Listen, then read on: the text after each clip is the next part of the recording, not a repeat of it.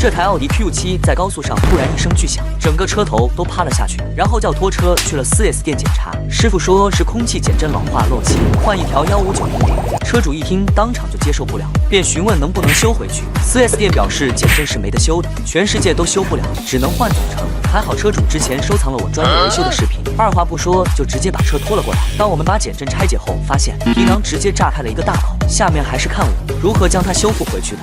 首先利用专用设备把新皮囊与端头扣压回去，虽然师傅的技术已经是炉火纯青，每个步骤依旧不敢有半点粗心。都看到这里了，手艺人创作不易，能不能帮忙点个赞，鼓励鼓励？然后把修好的气包与机芯组装起来，装车前放入水中再次检测，已经不漏了。你们说这样维修收多少合适？